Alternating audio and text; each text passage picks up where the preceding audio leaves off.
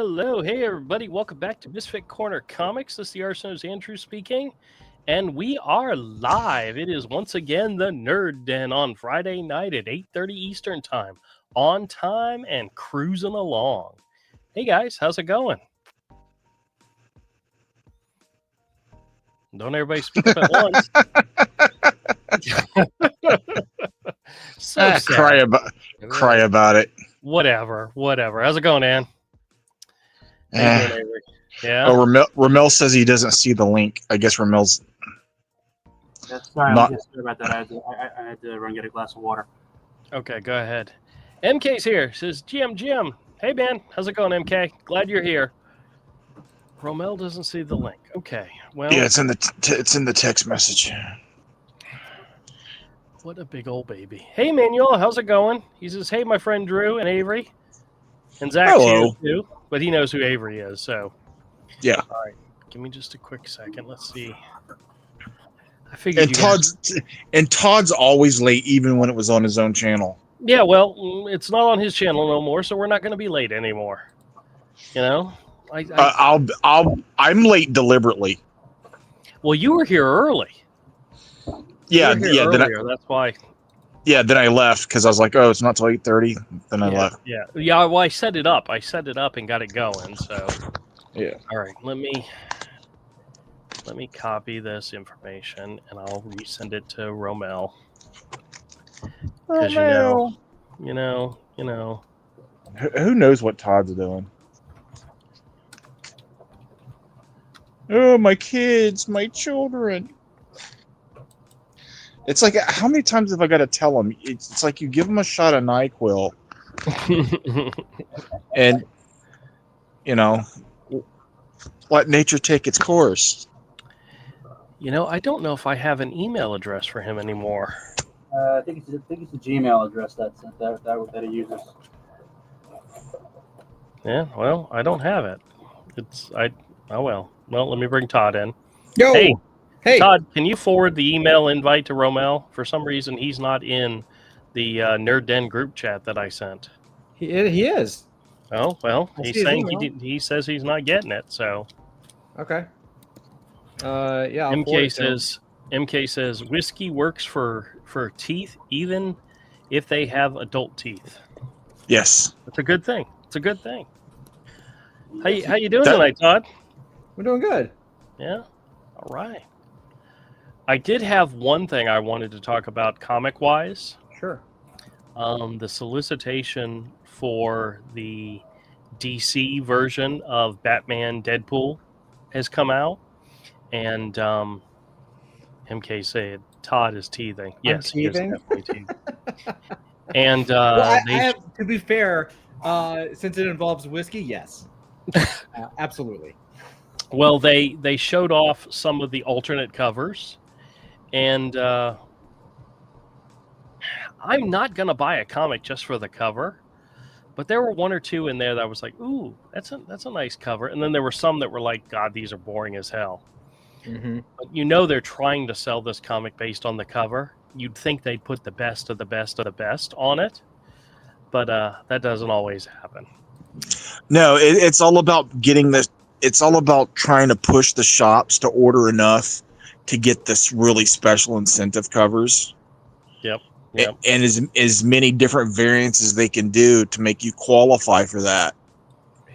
Hey, That's Andrew, what they're going to do. Sorry to interrupt, Andrew. Really quick, will you just text my phone does this thing where sometimes like my messages don't show because it's an old phone. Will you just text Ramel really quick and let him know that I emailed him the link to check his email? Okay. I will tell him. Thank you, sir. How you feeling, Avery? Tired. Yeah, did you get any sleep last night? I didn't get any real sleep till sometime this morning, and then I woke up. And then I got woke up. You would have been the only person on my side as I presented the latest script for the thing that I'm working on this week, the latest episode of AF, because everybody else was like, "Whoa." Like, I don't know, pushing boundaries.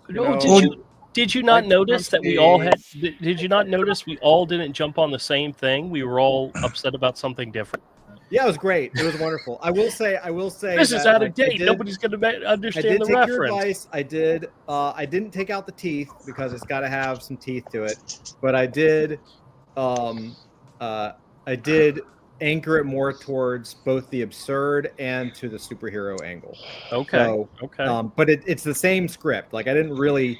I changed it a little bit to kind of anchor it and make it a little more away, like not so bad guys of World War II inference. Right. Right. Which was not my intent. So I was like, okay, I can fix that. But yeah, I was like, where the f is Avery? He'd be the only one that'd be like, don't change a thing. And you know what, Avery, you know what you missed out on? I did a live cold reading of his script for his next video. Yeah. And I did a damn good job, if I You do did. say It was so long. myself. Yeah. It was very long, and I'm very good at reading, out loud and fresh eyes, I only made a few minor little mistakes. No, you did good. And MK says literally called AF Boundaries. It should be. It's going to be a whole segment. It's going to be a whole segment. No spoilers, but like Can you share the image of Pink Wasp? that's called a spoiler. Okay. You want me to yeah, just the character design, the way just if you can, if you don't have to. What do you want? And I'll do it. Show the original art so the audience can see what you're basing the AI generated image on, The original and then card. what you're able to build from it in AI in AI. Like the process, like how I got it to the actual character. Just the two pictures is Okay. fine. You don't have to do the whole thing, but I think that's just a great teaser for what's coming next, or what's coming soon. I shouldn't say you next. want me to go from the card to the animated turnaround to the human turnaround, or just No, just two pictures: the Okay. card and one of the images of Okay. what the AI gen. By the way, when you guys pushing my buttons, he's just like blur it in post. do you guys when you post the word AI, Yeah, do you do AI or do you do I period? just AI. I See, don't I think always anyone do- does. I do A- I period just Because you were born in the 70s. Speaking of AI, I wanted to show We you. all were. Yeah. I saw. You know how there's a lot of videos where they will. There's a lot of videos on YouTube where it's like toys that come to life and so forth, and it'll take images of cartoons or comic book characters, and it'll turn it into an AI generated character.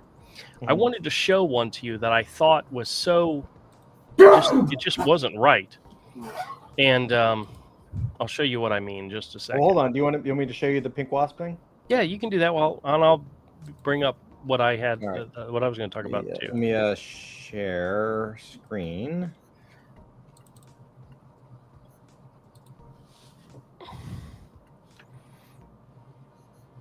Yeah, the point of what I was going to talk about is how AI can completely and utterly screw something up. You ready?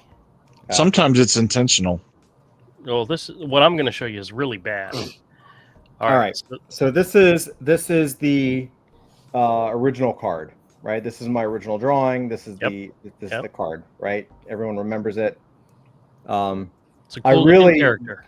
Yeah, thank you. I love her. She's awesome. I really wanted to test it with an episode because like consistency is getting better. It's not there yet, right? But it's getting better. And I was like, you know what? I just want to I like to punish myself. So instead of like doing an easy character design, I'm like, let me do a complex one. So. Right. And all our characters are rather complex. Like here's the thing is like what you're not going to see right now in AI videos are costumes like this, like really complex ones. And if you do see it, they change shot to shot. Like no one has really figured out the consistency. Right. I think I've done the best of anybody. And I'm not just saying that, like it takes a lot of work. It is not easy. It's not something that anyone should do. I haven't seen anyone do something as complex as this and get it consistent. So it took a lot of work, but I figured out a way to get her pretty consistent as a IRL looking character, and here she is. She looks fantastic. Looks cool. Looks like very, very cool. Like you can see, it's like really, it's like 100% accurate. Like that's really accurate. And Yeah, I looks even good. like the stinger. I added the stinger to it, so it's kind of a little Yeah. more waspy. But yeah, like MK says very nice. yeah, she's awesome. Really excited to kind of like delve into her arc a little bit and kind of start developing her as a little bit of a character. But yeah, it's just like, in fact, the only really real change I did is like when I designed this character right here, I was still thinking animation, and so I didn't really think about facial features. But Right. then, I kind of took a little bit of liberty because I was like, okay, well, if this was like a movie, you would be able to see her face. So I was like, okay, so we'll change that just a little bit. But other than that, like it's pretty identical. It's pretty much exactly what I kind of imagined here. So yeah, that is Pink Wasp.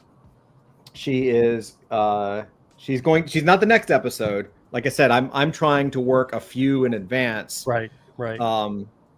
Again, because I'm human and God forbid I get sick, like, or we take a trip over Christmas. Like I want these things to come out regularly and I do not want to miss a day. And I also want to be able to, take breaks and have a life. So that is, that is. Yep. Now that image is gorgeous. You did a great job with it. And then the other images that you showed us as the storyboards for the episode are freaking great too. I'm not asking you to show all those, but Sure, I'm very excited at how cool that actually looks. Thanks. Yeah. Now, this is an example of AI totally getting it wrong. You guys have seen this costume before, right? Yeah, of course. Of course. Classic Harley Quinn. This is not AI. This is actually a statue. Yeah. Okay. So somebody scanned this in or put this into AI and created, and what they were doing is they're saying, watch the toy come to life. And they made the character they made this character spin around and then walk towards you, and it looked like a real person. But here's the thing. This is what they chose. This is how the AI interpreted the back of the costume. Oh, interesting. Yeah, because it didn't know. It had no idea what the back of it looks like. Yeah. But if you look at the front of the costume, you can tell right away it's 4 segments, and the turnaround. And I'm watching the turnaround and I'm going, what the freaking heck? This is so wrong. That's why I do turnarounds for my characters. You have to. This is what the AI did with a Harley Quinn statue. The back is just so wrong. So, but it sure imagined a T-back is what MK said. Yeah. Yeah. Let me tell you though. I have to tell you, like I am going to give us as a team a little bit of props, because in 2021, when I was doing all the character designs, and we came up with the idea of doing them like almost like the Garbage Pail Kids, where it was going to be a full body character. My original reasoning for that was because it was in part to get a piece of the model sheet, right? Because if you were everyone was doing 3/4 those avatar heads, but that doesn't show you what the character looks like. And originally I was like, well, if anyone wanted to draw the characters, let alone me, I need to know what the character looks like, and people need to know. And it was totally different. I don't think anybody, I think other than Forgotten Runes, which had like full body pixel characters, I don't think there was any other, there definitely wasn't any other, still to this day, there's no other Web3 project or anything that even remotely has like full body characters. I don't think. Not like us. There are some that do full body. I guess like Invisible Friends maybe, but not many. Let me tell you that the things you can't prepare for, like that idea of like I just need to see what that full character looks like. Right. Has paid off so much, because if I did not have that, if we had not had at least one image of what that character looks like on the front, we could not do these episodes the way we're doing them. Yeah. It would take, I would have to spend another 6 to 8 months designing the full characters and then figuring out how to animate it. Like we are so ahead of the curve because we did that work in 2021. So like, I can't tell you that pink wasp thing is exactly an example of that. Like, because I had one shot of her full body, I'm able to do turnarounds and fix, do the back and fix it up. And so when we put it into video form, it looks about as close to the character as I can get it with current cutting edge technology. Right. And just like Margot Robbie getting dressed in her costume in the Suicide Squad, we'll just end on the nice picture of the AI just totally mucked the entire costume design for the back for this turnaround. But well, hey, they tried really hard. I know Todd saw it, but Andrew, did you watch that link of my old Swamp Thing painting that I put I did. into VO? Good. Yeah, that came out really cool.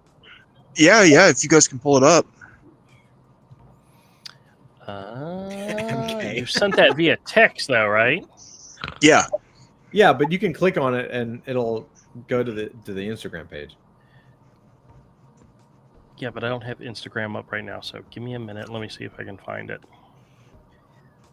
That was sent on the HeroCon link. While he's doing that, I have something for tonight. We don't have to talk about it just yet, but have you guys seen a little teaser? Have you guys seen the video game trailer for Marvel's Wolverine? No, I have not. I'm shocked that game's actually making it out because so much of it's got leaked. Did you see the trailer stuff, Avery? Yeah. Damn it, because I was like, oh shit. So much of that game's been leaked already, though. Really? It wasn't a shock to me. Okay. People were speculating it was even going to get canceled. Really? Yeah. Why? A lot of people are saying it's not going to be good. It looks phenomenal. There's lots of games that look phenomenal, then once you play them, it's a turd. Yeah, fair enough. But I'll show the trailer. And superhero games have a bad rep. I know. I'll show the trailer though, so Andrew can see it. I will say, but maybe it'll be good. It looks fantastic. It made me want to buy a PlayStation 5. Oh, there's even audio in here. Yeah. It did. It just put a scream. Did you ping Romel? Yeah, I sent him. He says he's having connection issues. Oh, okay. I don't have access to my. I should turn my phone off. This stupid phone.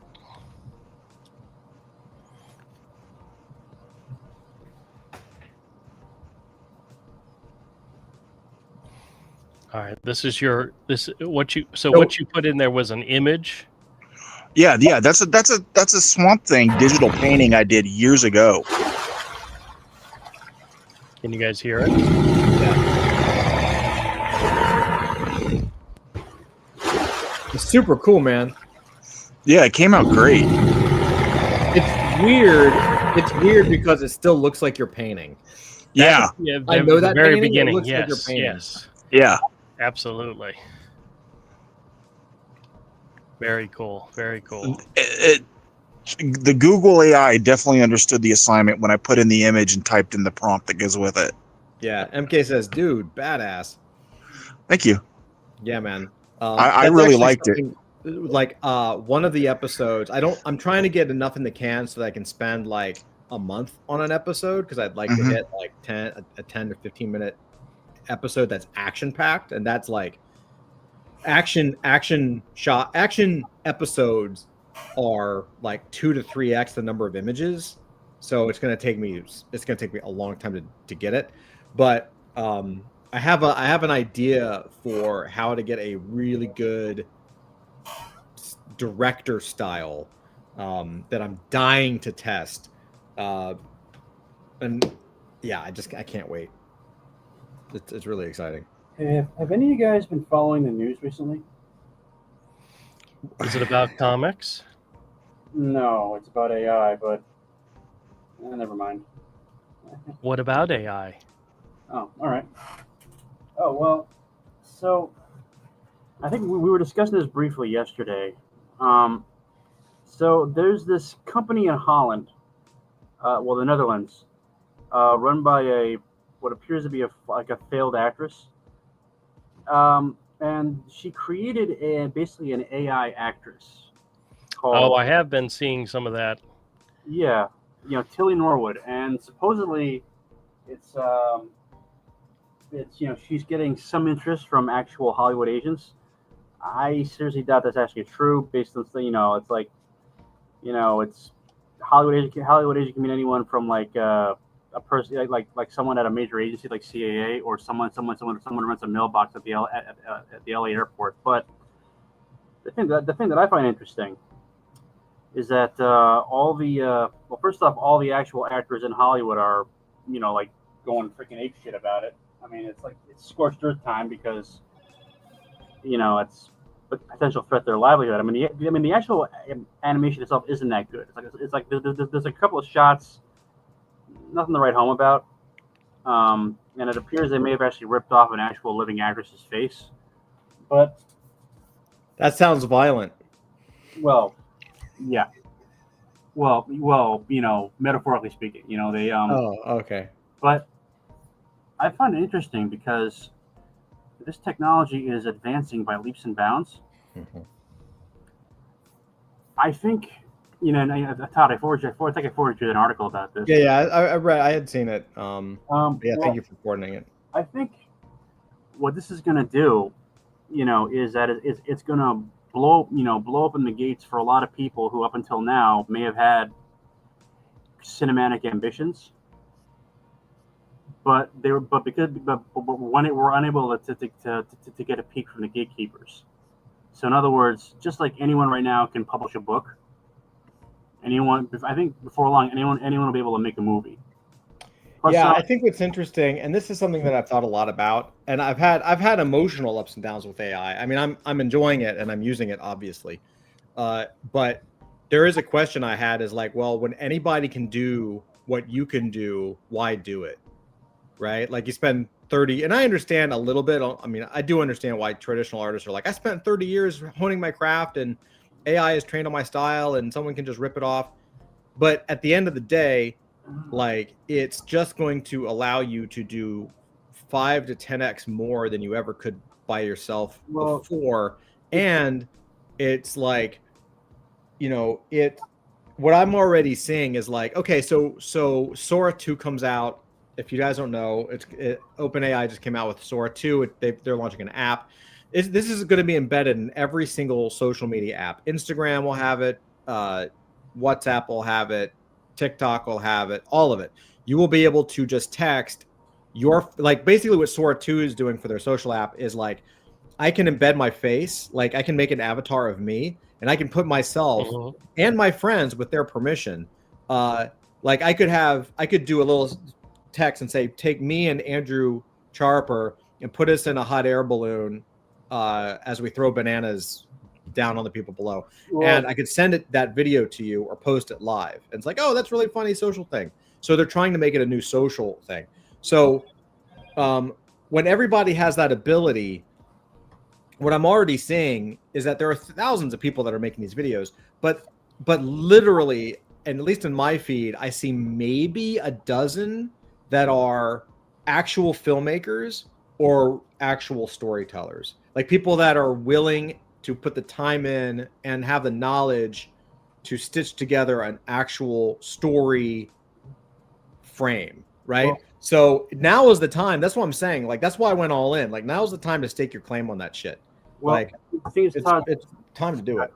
Sorry, I didn't interrupt. So here's the thing to keep in mind. technological advances like this tend to lead to bursts of creativity that are unprecedented. Yep. I mean, look at it this way: the novel would not exist without the printing press.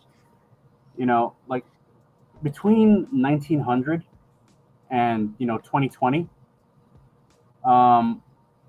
there was a massive. Well, I say between there was a massive creative, upsurge in Western culture because of technology, because of the motion pictures, radio, mass printing, comic books, and so on and so forth.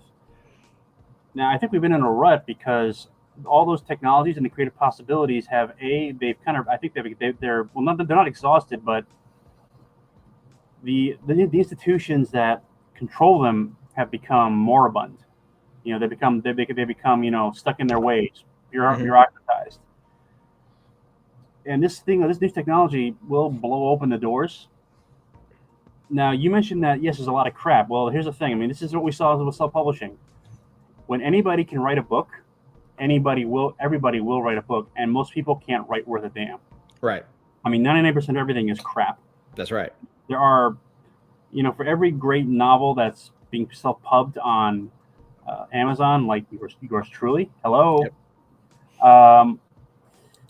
There's at least a dozen others who are just basically doing Tolkien ripoffs or just straight porn.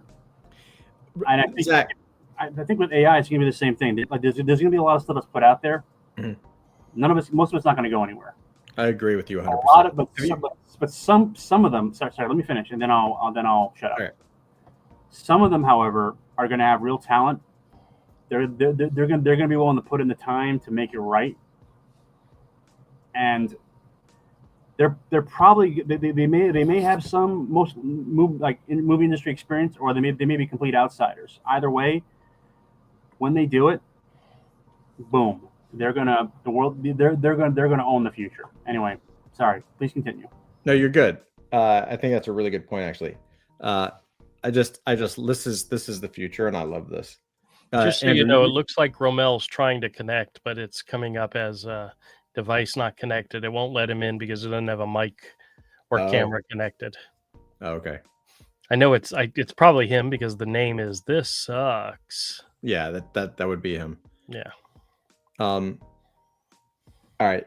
You shared the audio too, right? No, I just shared it. Go ahead and play it, see if it comes through. No, we're not hearing anything. Hold on. Oh my God. Oh, I've seen this, I think. Did you share it with audio? Maybe. I thought I did. Here, hold on. I thought you shared it with your share screen. No, I just let you do it. You're the one sharing it. Also share tab audio. Yes. Okay, try it again. Okay. Ready? Yep, go for it.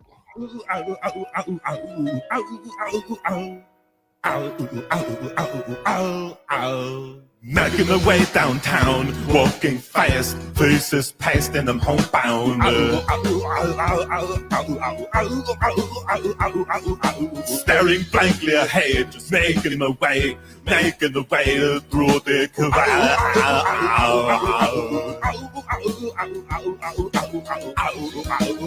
And I need you, and I miss you, and now I wonder if I could fall into the sky.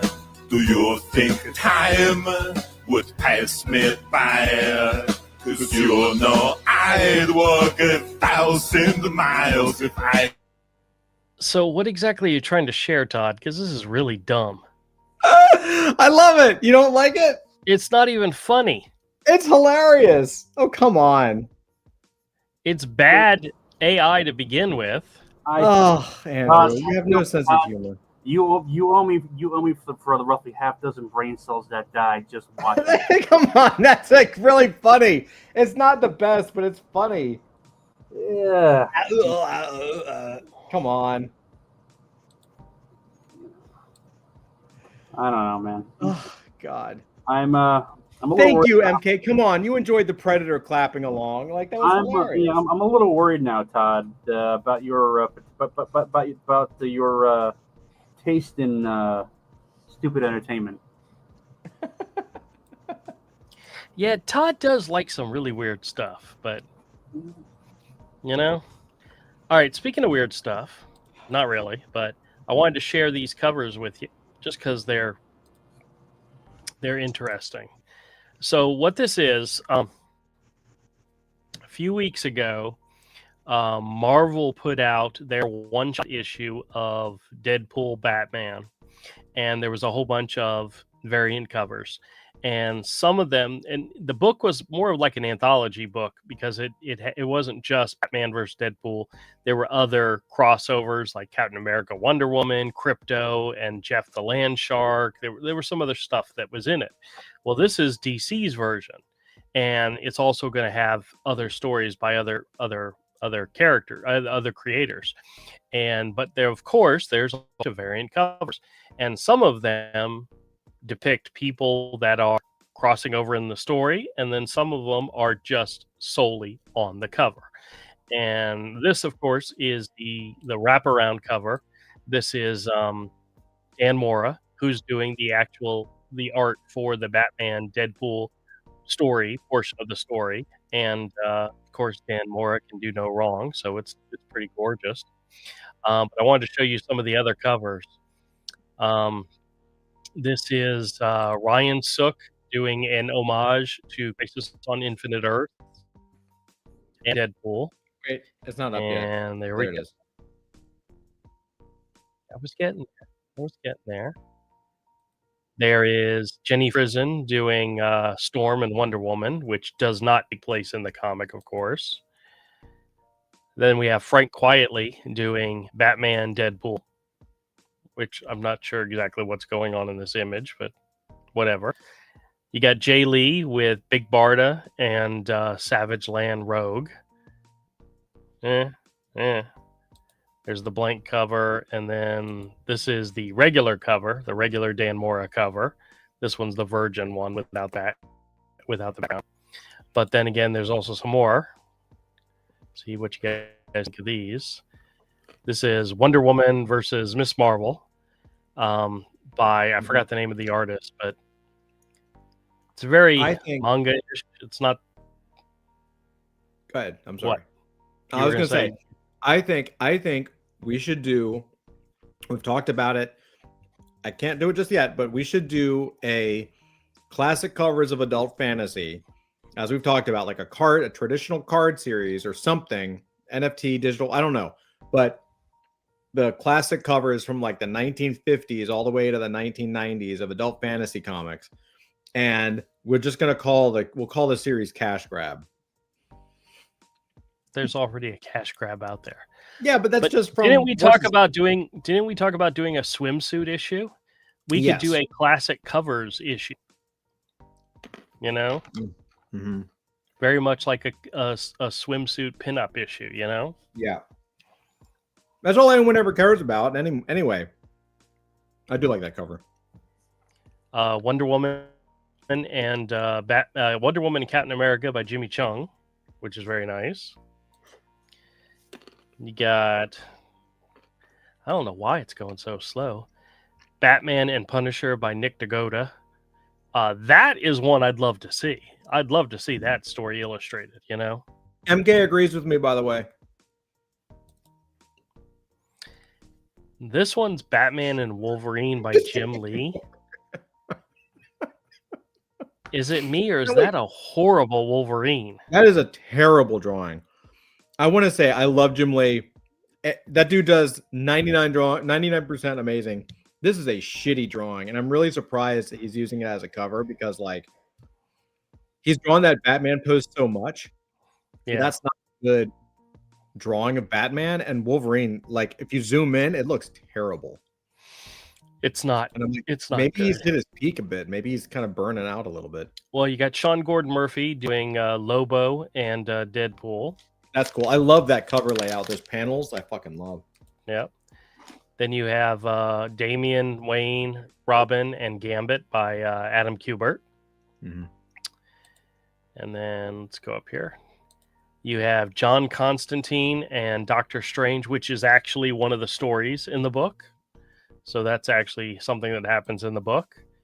Nightwing and X-23 Wolverine, Laura Kinney, that actually happens in the book as well. That's actually a cool cover.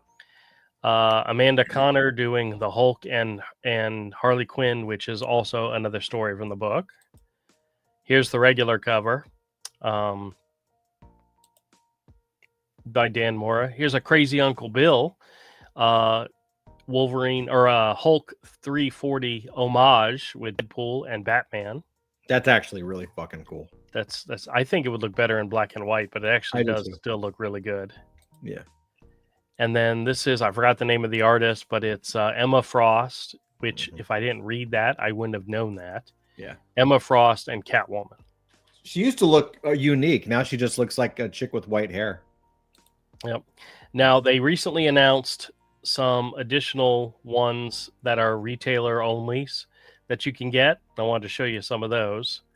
I think there's 10 of them. This is Magic and Catwoman, which hands down, there's no way Catwoman gets out of a fight with Magic. Magic would absolutely destroy her. This is not Magic's one of my all-time favorite characters. I love her so much. She would teleport her to Limbo, and then that'd be the end of it, you know? Yeah. You got Dustin Nguyen doing Daredevil and Batman. You got Gillian Marsh doing Harley Quinn and Deadpool. I forget who the artist is here, but this is Black Widow versus Black Canary. You got Psylocke versus what's her name? I'm blanking. It's literally right here. Katana. It's right here in front of me, and I couldn't see it. You got She-Hulk and Power Girl. You got Dan Panoja doing Catwoman and Elektra. Awesome. He's so good. This one, I think that's Pop Man. Yeah. I saw a post on that today. It's not a good one. But Brian Bolin doing Deadpool and the Joker. That's funny. And the last one they have listed here is one that I think Avery might get a kick out of. It's Wolverine Lobo by Simon Bisley. And that literally looks like, I mean, the way the things, it literally looks like you could see the painting itself. You know, that's literally just paint slapped on the background, you know? Yeah. He just did it really quick. I wish he kind of feels like he lost his edge a little bit too. Like, again, maybe it's age, but like he feels like he's settling to like the caricature of his style, not like he's not putting all that detail like he used to in it. They're throwing money at him and he's just making money. You know, we lost Avery. Where'd Avery go? I know he cut. I thought you saw that. Nope, I didn't see that. That's all right. But there were two others that they listed that are actually not here. There's a Joker Doctor Doom by Lee Bermejo, Mm-hmm. and Zatanna Scarlet Witch by Mark Brooks. All right. And for some reason, those images aren't here, but they list them. But this is about. It's all about selling covers. It's all about the covers. Nobody cares about the story. Yep. Well, here's I think our idea of just doing like a card set of covers or a book or whatever is like maybe we start with the 90s and work our way back over like 4 or 5 different sets over time to like the 1950s. Well, also in the story includes Doctor Strange, John Constantine by Hayden Sherman, who I like Hayden Sherman's art. Wait, really quick. It's just because a brainstorm idea.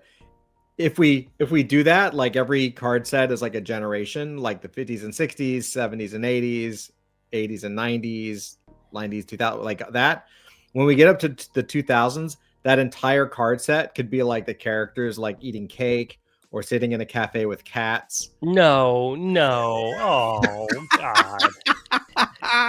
Even though there's lots of reference, lots of covers like that out there. Yeah.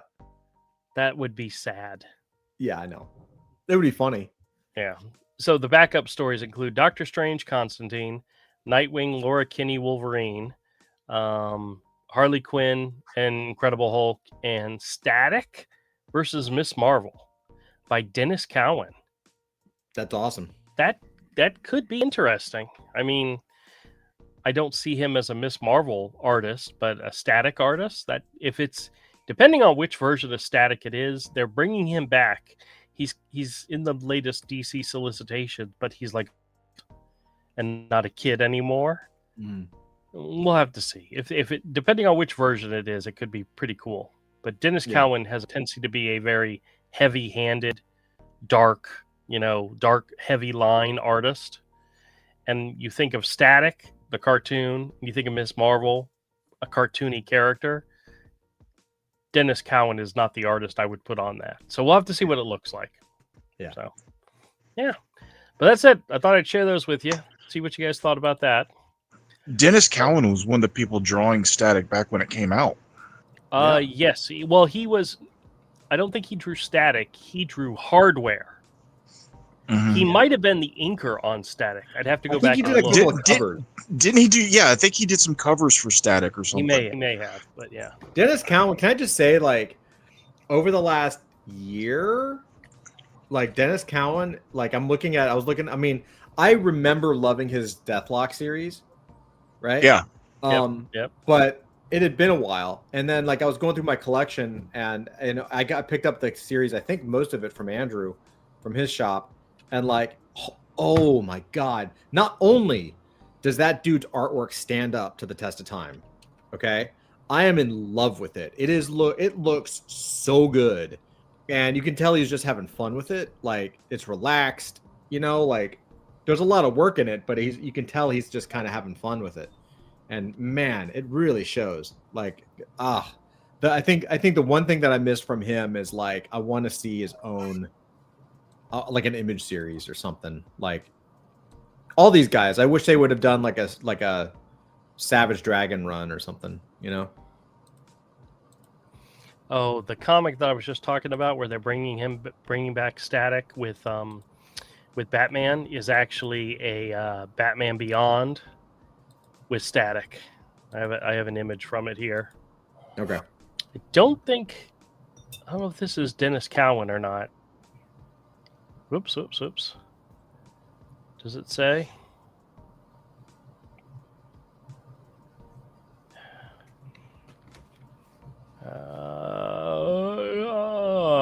I know my computer's going very, very slow right now.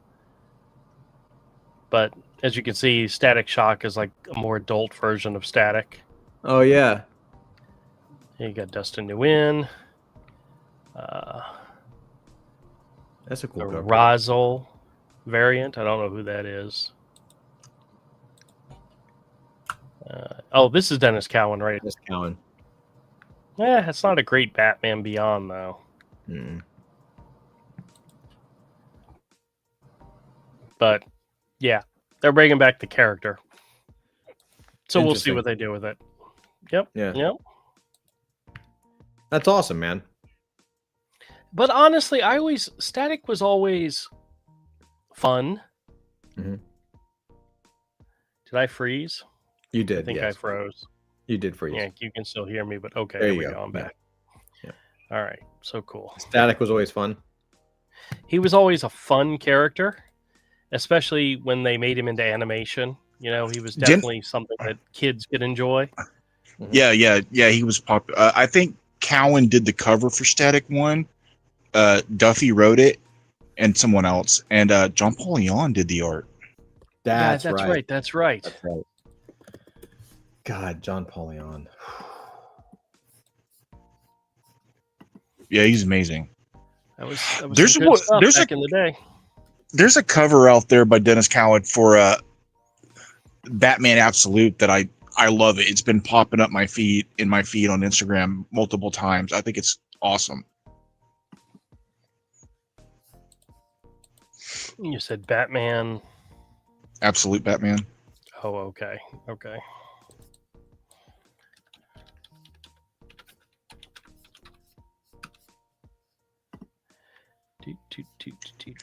I've noticed a lot of people inking with those parallel pens. I'm just like, oh man, I got to get one of those. Yeah, I've noticed that Dan Panosian inks with those. That's how he gets those like line, like that nice bridge. Yeah. Like those little like feather marks. Instead of using a brush to get the feather marks, he just like sketches it in. Oh, shoo! Yeah. Huh? This is the ink version of that cover. Yeah, it's cool. What is that? Is that Dennis Cowan? Yes. Fuck. It's dope, right? God The, damn, dude. The color version mutes everything. It's so dark. Yeah. But just looking at the inked version, that is freaking badass. That's so sick, dude. Yeah, here's Wow, the. that is awesome. He's so good, man. Like he's quickly just from his past work, he's quickly becoming one of my new favorite artists. Mm-hmm. Oh yeah, look at that shit. Yeah, this is the color version. It's so That dark. looks like ass. It needs a contrast between the character and the background, not them be the same color. Yeah, But that's amazing. That looks cool. Yeah, it's awesome. Very cool. That Very looks cool. great. Wow. That makes me want to look at the book. And I think it's a stupid character. Well, I have to tell you, it's been entertaining. It's very much over the top, story wise, and all the things that it's doing. But it's been very entertaining. I'm pretty neutral on it because it's just an Elseworld. It is. You know, Yeah. It is. It's just an Elseworld. I'm very neutral on it. If people like it, that's fine. You know what? Yeah, really I'm not a sucks? hater. I think I just think it's like, I think it would make a good, I guess for me, like, if you told me that was like an adult fantasy character, I'd be like, oh yeah, totally. Because it's absurd, right? Yeah, but for Batman, I'm like, I don't know.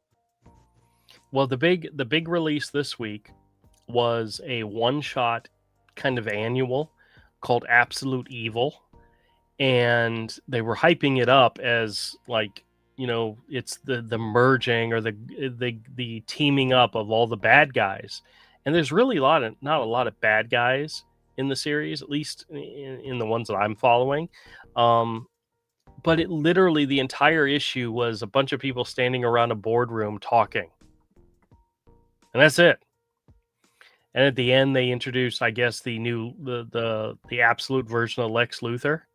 And when you see him, you're like, oh, okay, you understand the silliness of it. But it's literally a guy sitting on his porch, like in Kansas. He's a farmer, and he gets the call, and he says, "Hello, this is Lex Luthor." It's like he's not the billionaire, super intelligent guy. He's the farmer. You know, it's the opposite. And in it, there's one bit of action in which Oliver Queen, the Green Arrow, is shooting at a target, and the next thing you know, Hawkman is dumping his dead body onto the table with all the bad guys sitting around it.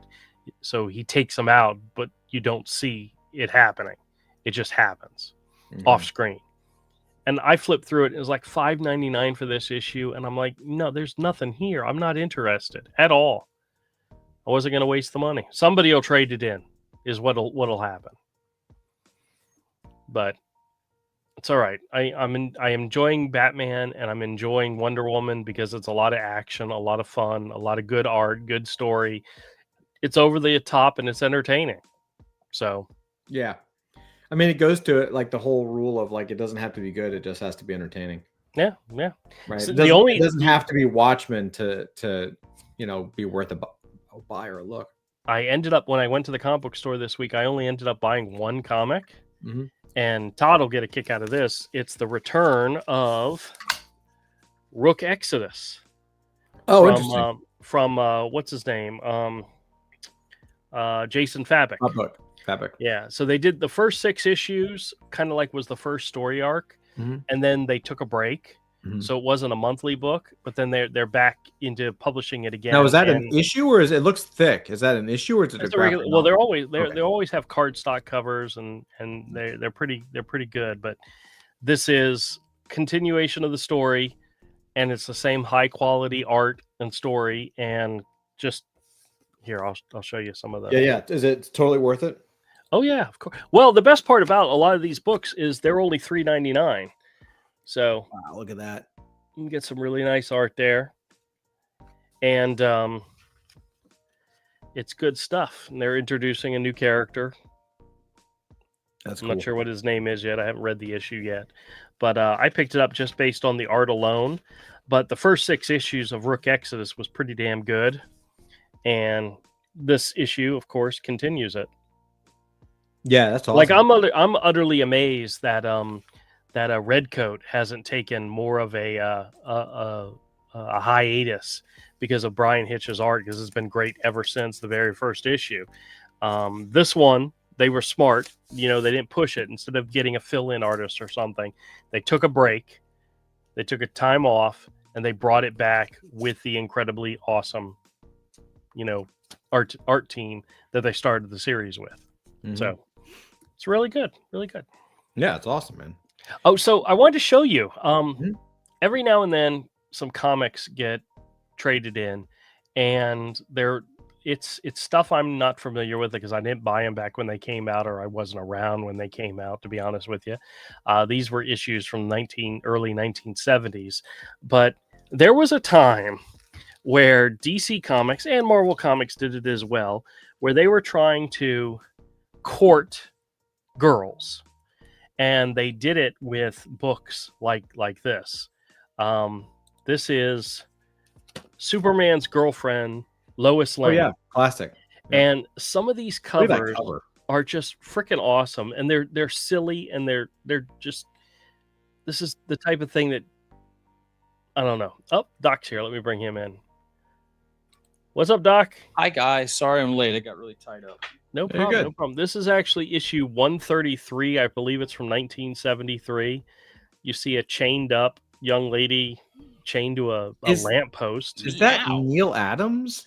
Um, It looks like, it doesn't totally look like his style, but it's not. It doesn't look like any of the. It doesn't look like Kurt Swan at all. So I'll have to double check, but I don't think it's Neil Adams. This is another one. This is issue number 135. I actually saw somebody had graded this one and had it up for sale. that's cool. It shows Lois Lane strapped to the front of a truck going over a cliff, and Superman saying, "Goodbye, see you later, so long." We got to use that. Dude, that is just so hilarious. That's hilarious. Hey, Hey, man, what's up, Tank? Players Baron? How gotta you play. doing, man? Welcome. Hey, Tank. He says, "Nerds." And then this is the last one I got. It's issue number 136. It shows Wonder Woman and Superman fighting over Lois Lane, and they're pulling her out of the way of a race car for some reason.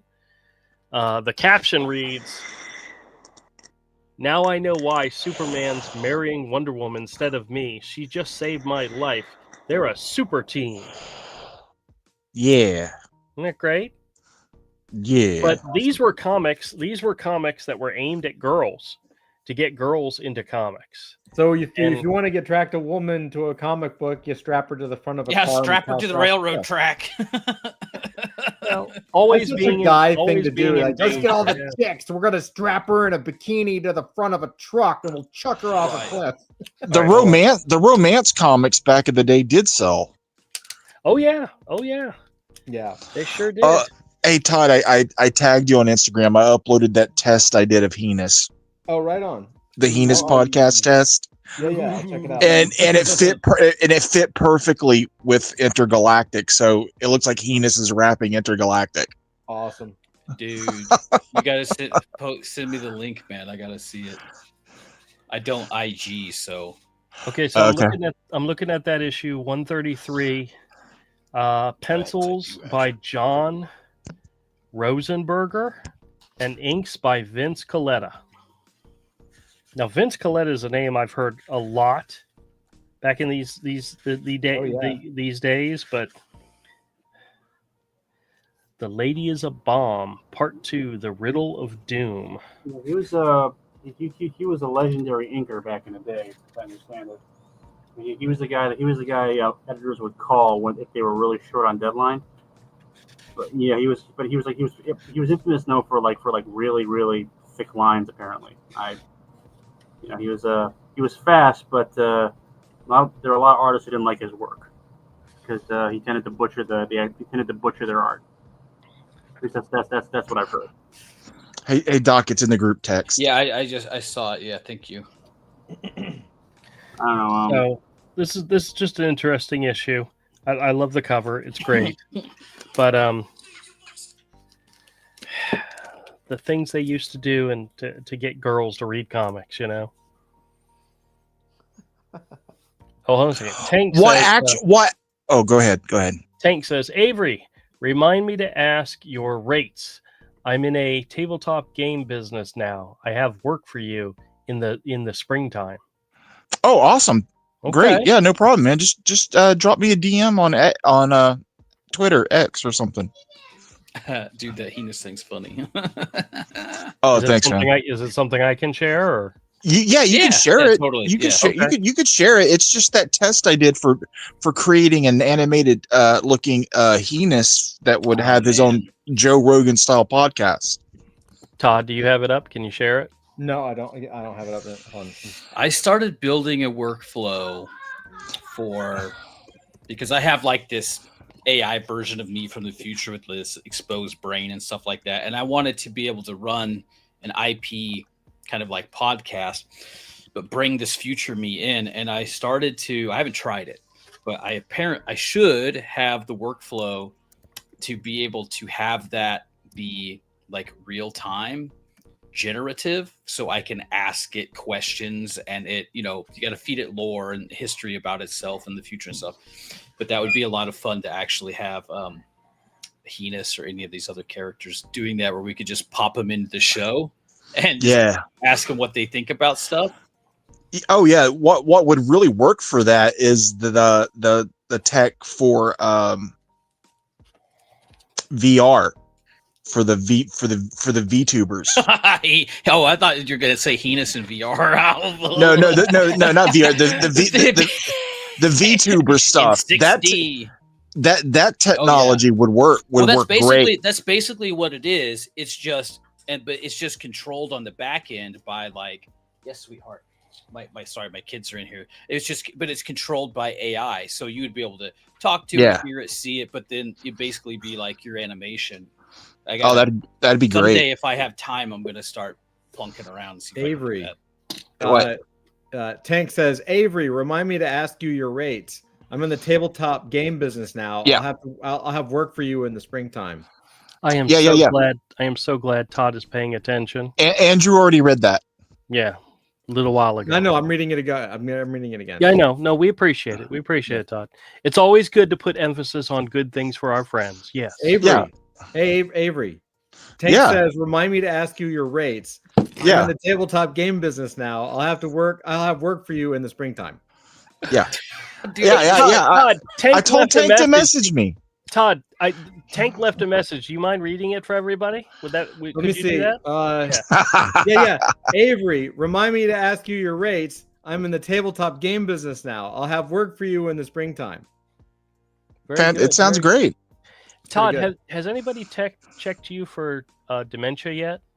Have you gone through any of those? I don't remember. You don't remember? Okay. You know what we do with my mother-in-law, right?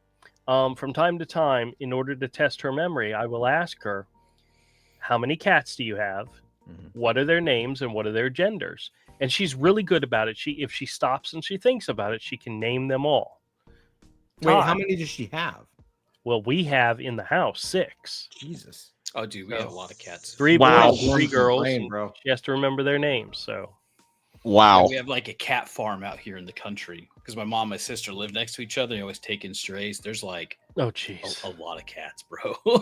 I mean, like a lot. I'm talking 25 cats out there. Oh, we have a stray outside that I refuse to let into the house. Mm-hmm. So we can't catch them all. That we try, and then then one of them will have another litter, and it's ridiculous. But. Yeah. Oh, Todd. Tank left a message. You mind reading it for Avery? Yeah. Hold on. It says, Avery, remind me to ask you your rates. I'm in the tabletop game business now. I'll have work for you in the springtime. Excellent. That's really cool, man. Todd, I'm so Jesus. glad you're here and can help me keep on top of these things. Dude, you're Oh, my I favorite. just That's what caught I'm your here for. PFP on the Ernie PFP. That's great, man. So I wish I could show you guys that on stream, that cover I did, but I'll be able to soon once the campaign goes live. okay. Does it look good? Yeah, I'm happy. Awesome. Has anybody here seen the trailer for the movie The Bride? It looks great. It's Never talked about Frankenstein and the Bride, but it's Oh. set in Oh, it's like modern, right? no, it's like Bonnie and Clyde in that Oh. time frame. It Ah. looks really It looks creepy awesome. at the same time, but yeah, it's Yeah. what's his name? Christian Bale Yeah. as the monster. Yeah, Oh. isn't it directed by like Maggie Gyllenhaal or something? Yes. Yeah, something like yes. that. Oh, really? Del Toro has a Frankenstein remake coming to Netflix. He does. Maybe he that's does. the one I'm thinking of. Is it Yeah, one where it's set in modern times, or is that The- just some weird AI crap that I saw? No, it's a classic tale. It's a classic telling of the story, the Is Del it? Toro one. I Yeah. saw something, and it was like some like modern emo goth cyberpunk. That's probably the Bride one. It could Yeah. be. I In the- still in the like the De Niro one. That Yeah, one in was pretty good. In the trailer, it says, "Here comes the mother effing bride." And it's like, okay, Oh, it's good. It's good. Yeah. There was another good Frankenstein one, and it had the guy. I think the guy from Thank You for Smoking. What's his name? I think that's who it was. Aaron Eckhart. Yes. Oh, I Frankenstein or something like that. Yeah, I think that's it. Yeah. Yeah, it was very, very much like kind of like Van Helsing kind Yeah. of thing. Yeah, a little Wasn't bit. that- Yeah. Wasn't that based on like an RPG game of some type? I don't know. Yeah, I thought it was just like I li- Underworld. Underworld was very much like that. So Oh, no, that's not the one I'm thinking of. No, Underworld got sued by White Wolf because it was so much like one of I their thought it- characters. I thought it was based on it, and that's why. No, Oh. it's almost exactly like some of did White Wolf the win? White Wolves. They They lost. They ripped. What they did was that they White Wolf, I think, was the first to come up with the idea of vampires and werewolves being, natural enemies, and they went into a lot of detail about why that was, and also when it came to the way the werewolves were portrayed in the movies, it's pretty obvious they were basically copying from like werewolf. And a specific character who's like a vampire hunter chick who Yeah. like hunts werewolves. Like when I saw the first, because I was actively doing stuff for White Wolf at the time Underworld came out, and when I saw that first trailer, I literally thought that's what it was. Right. Well, the thing is, there was a like a White Wolf based TV show in the '90s based on vampire. It didn't do very well. No, I watched it, but Well, it was an Aaron Spelling production, so it was what Yeah. it was. But Oh, really? yeah, it was. I think it was even, wasn't it even called The Masquerade or something? It was called Kindred the Embrace. Kindred the Embraced. Yeah, that's right. It starred C. Thomas Howell as a cop. Mhm. The mom from Gossip Girl when she was younger, and she was still pretty hot in Gossip Girl, and a bunch of other mid-level character actors you've seen at a bunch of other places and times, but it only lasted about 11 episodes. The fandom hated it. Yep. Because, Yep. I just watched a documentary about White Wolf on Netflix. There's a free one out there. It's about the original years of White Wolf, and I didn't realize just how much they really pull. First of all, I didn't know that Atlanta had a very large goth scene in the 80s and 90s. Oh yeah. And White Wolf basically pulled all their references from there. But the TV show didn't work because the actual White Wolf lore is pretty dark, pretty gothic, pretty bloody, and it was like 1996, and they couldn't have got they couldn't have gotten away with that on TV. So there was a whole club scene, and like every city had a nightclub that at like one night a week or at least one night a month they did like masquerade. Oh yeah, And it was like a big thing. Mind's Eye Theater. It was a big thing. I mean, I got a story about that when they tried to set it up in my school and it didn't really work out because well, I'll tell you that story sometime. But yeah, look, I remember it. I remember the '90s. I mean, I was there.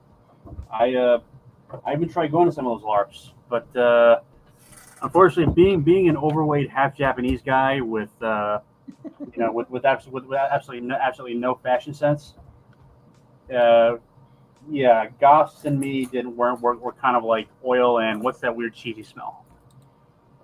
Cheese? Cheesy smell. Cheese? For some reason. BO? Well, yeah, for some reason back in the day, I always smell like Doritos. I don't know why. And Who's that? This is Dennis Cowan doing Deathstroke. God damn, dude. That's dope.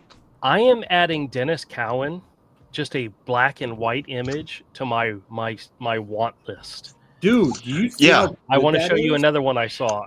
Want to show you another one I saw. He's gotten so badass. God. Wow. Go back Like, to that what- other one real quick. I just made my screen large. I want to see it. That looks so good. It's like It's very simple. It's very basic, but damn. but you know what? It reminds me of like a better 90s Larson. Okay, I can see that. You know what I'm talking about? It's got, It you know, is because very he does that nice. same kind of. It's so good. It is good. He is so fucking underrated, man. True. Always has been. Always has been underrated. And when you team him up with Sienkiewicz, his stuff really sings, dude. Yeah, look at that. Yeah, I'm looking at some of these images. Where are you finding these? Just Google? Just Google search Dennis Cowan. Yeah. Well, I man. looked specifically for the Batman cover, but these are the other ones, the other images that keep popping up. Yeah, I gotta. He's someone I think this year, next year, I guess next year. Like I'm gonna start trying to get some back issues. Like I've got his Deathlock stuff, but I don't have hardware. I don't have much more. I've got a couple things. I've got some of his detective stuff, but like I don't have a lot of those work. Yeah, I've got a Question graphic novel. That's a lot of his stuff. Yeah. That's some cool stuff. So good, man. Ugh. May have to add that to the list of dreams. Gotta have. Yeah, man. But just a black and white image, he goes all out, really. Yeah, his pencils What are I can sick. see. He really doesn't hold back. Some of these look like he might just go straight pen, which always Might. amazes the crap out of me. He's And worked for Eric Larson is somebody who used to do that too. So Dennis Cowan's worked for so long. He probably can produce pretty good stuff, just straight pen. Yeah. all right, I see, mean- now I'm not liking this anymore, or at least I'm not liking it in color. Yeah, see, like that's terrible. You Mm. can't see anything. Yeah, a lot of modern coloring destroys his work. It hides it. They blackened It- out all of his stuff. Yeah, So it needs his. I think his work needs mostly solid graphic coloring. I may have to look this up. That looks like there was a Dennis Cowan Kickstarter.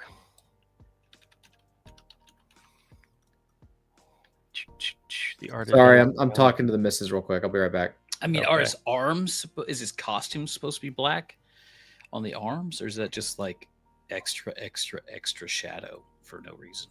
It's a little. It's the coloring's overdone. Yeah. That's the problem with it. It's overdone for his work. Yeah. Dude, this looks fantastic, this book. Yeah, Graphic Samurai, The Art of Dennis Cowan. If it was all black and white, that would be fantastic. I think this is done. oh, cool. Last updated September of this year. Oh wow. So this is really recent. Is it closed? You may still be able to get it. Well, maybe not, because it says estimated delivery April of 2025. So It's closed. That's Yeah, a shame. yeah. Maybe there'll be some for sale afterwards.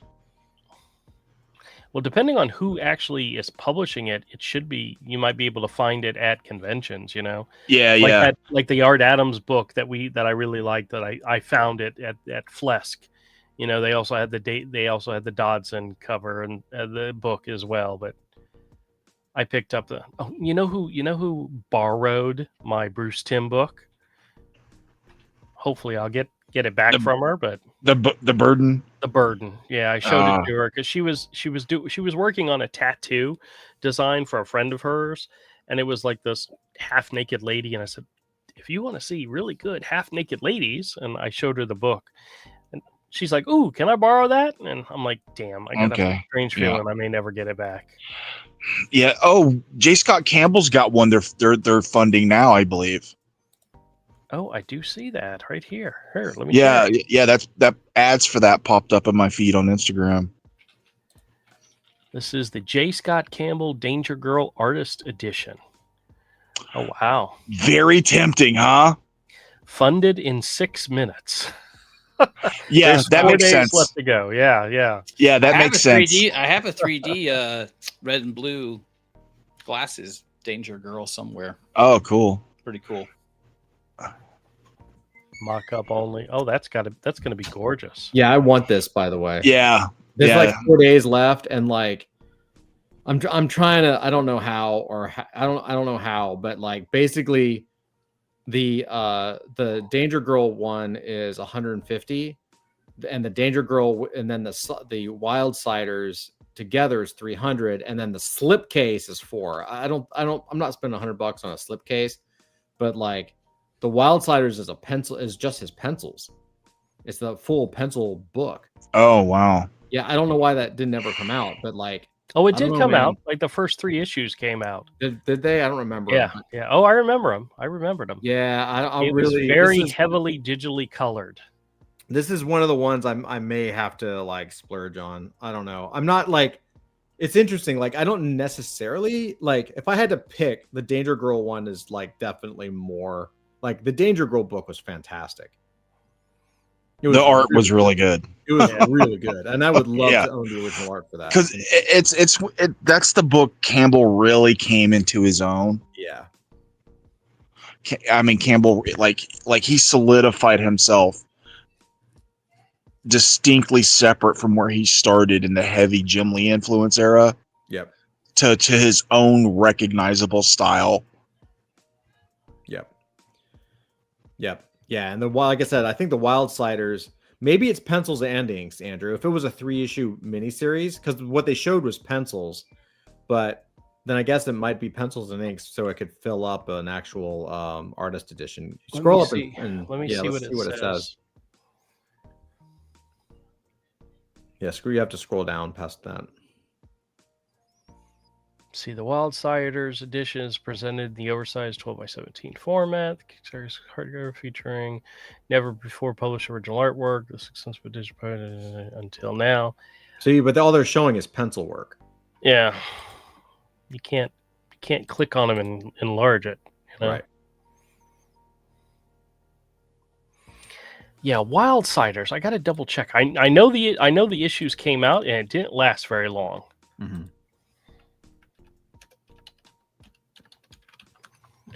Let me just look and see what was actually published.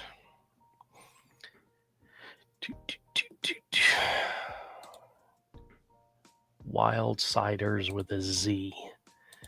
Ah, that was definitely a 90s thing. Or a 2000 thing. Miniseries published by Wildstorm. There was a 0, an issue 1, and an issue 2. And that was it. And that was 2005 through 2006. Yeah. I'll show you. There are 2 issues? Yep. Well, no, there was a 0. I don't was like a remember preview. those. It was like a preview. And then there was an issue 1. That was issue 1. Yeah, I don't remember these covers. And then issue 2. That was it. 2 issues. And it was done. I don't think it was done. I think it was just, it wasn't popular enough. Or was it coming out at the time when DC took over Wildstorm? Maybe. That screwed a lot. That screwed a lot of people. Well, when he never went back to it. This is it. There was a 0, a 1, and a 2, and that was it. You know, that was like Billy Tucci did a book one time. It was called Cyber Angels or something, and there was a big, huge launch for it. There was a launch like on a carrier of a U.S. Navy carrier. Like they had a big, huge party, and there was a motorcycle and all designed, and then it went for like 3 issues, and it was done. Yeah. Yeah. I mean, Billy Tucci was such a rock star too back then. Yeah, but you know, they do these big events, they try to do this big thing. Yeah. Well, it probably coincided with the collapse of everything back then. Oh yeah, $300 for 2 books. I don't think that's going to happen. No, but I do think it might be worth it for Danger Girl. Like $150. $150 is like what the going rate is for. Well, yeah. Do you think it's worth it for Danger Girl? It's absolutely worth it for the Danger Girl. How much did we pay for Wintermen? I got 3 copies of that book. You got a good bundle on that. You got a sweet deal. I think I paid like $250 for 3 copies. But that was because you got 3 copies. Yeah. Well, there's no on this Kickstarter campaign. There's no multiple copies. I think if you're a dealer, there is. I think there's a dealer thing. But I'm not sure how many. Because I remember J. Scott Campbell saying something about something for dealers, for stores in the ad. Oh, wait a minute. Here we go. For retail partners. Let's see what it says. Skybound is committed to producing exciting, innovating, and this is being published by Skybound. It's not the company that did Wintermen. Yeah. So Yeah. I think this probably will end up in stores. This is like they've already made enough money. They've already made enough money to do a print run and have some go into stores. If it's Skybound, I don't think they'll go to stores. Really? Mm. I think it's like because it is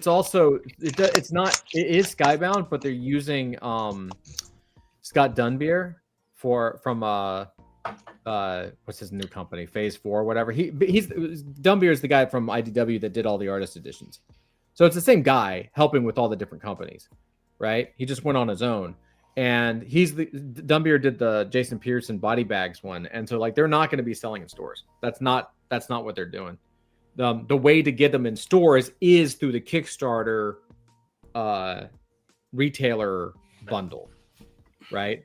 All right, here's what it says. While there will be alternate covers of the book, if you would like to purchase J. Scott Campbell's Danger Girl Artist Edition, Wildsiders Artist Edition, the Double Danger Slipcase Edition, or any of these amazing rewards, please pledge the Danger Yacht Retailer tier.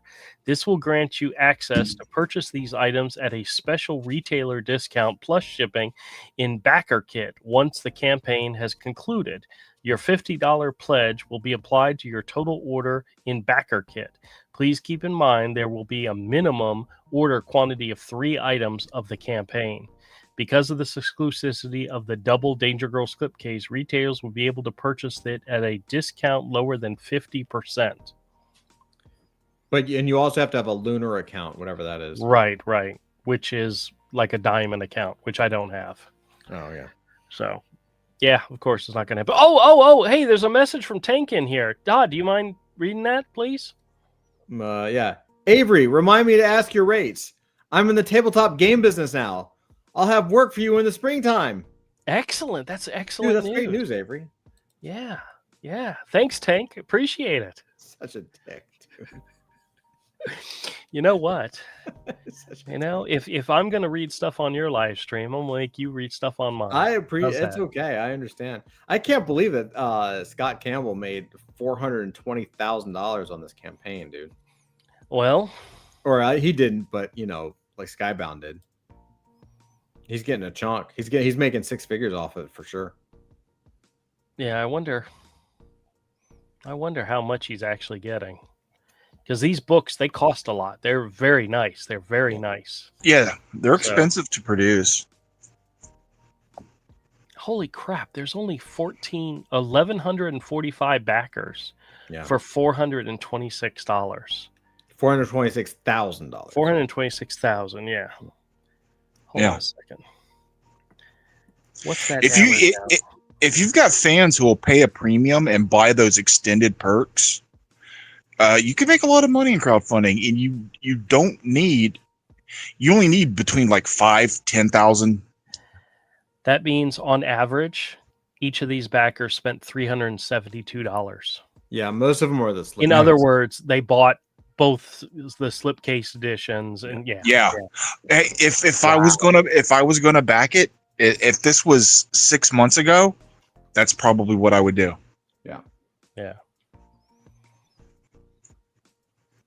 That's crazy. That's exactly what I would do. Yeah. Yeah, I mean, Danger Girl's up there, man. There's only a few books. There's only a few that are kind of like, I feel like the Danger Girl book, if they ever did a Battle Chasers, like the first 6 issues or something, or whatever they could find in there. Sure. Body bags dude, that would be gorgeous. Yeah. Battle Chasers, that would be awesome. That'd be great. You know, like those are multi-million dollar. Those are like multi 6-figure campaigns. Have you seen the Neil Adams Artist Edition that came out? Oh, looks pretty good. Oh, yeah, that's on my wish list. Now this is one that looks like it'd be right up your alley, Todd. This is the Amazing Spider-Man classic news. Yep, I'm on that already. Like I haven't bought it, but yeah, this is something I have. They released these a while ago. Yeah, and this was sort of like the ultimate newspaper collection right here, right? Yep. Yep. But they're great. They're impossible to find, which is why I only have one volume. But they're really good. This is a really good quality. But yeah, I'm there. I can tell you just because I have it. Like, I mean, it's John Romita Sr. and it's not like bad. Like it's really good. It's really, really good, John Romita Sr. Yeah. So yeah, that's another one that. Skybound also did an omnibus for Transformers. That's all the Marvel stuff and the UK Marvel stuff. Yeah, the Transformers omnibus and the G.I. Joe omnibus are now the like highest selling book or something on that Kickstarter ever had. They made like $3 or $4 million. Like it's the biggest campaign that the site ever had. It's huge. Crazy. You should look at how much they made. A neighbor gave me. I had a ton of G.I. Joe and Transformers. Yeah.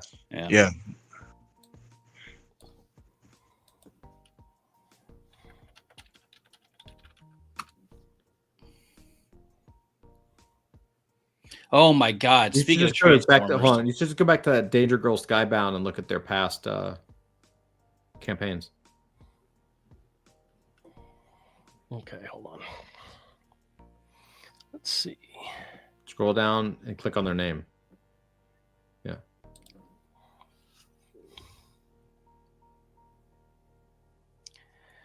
Transformers compendium set. Yeah. Let's see. 4.8 million? 4.6 million. Damn. 4.6 million. And then go back to what was G.I. Joe?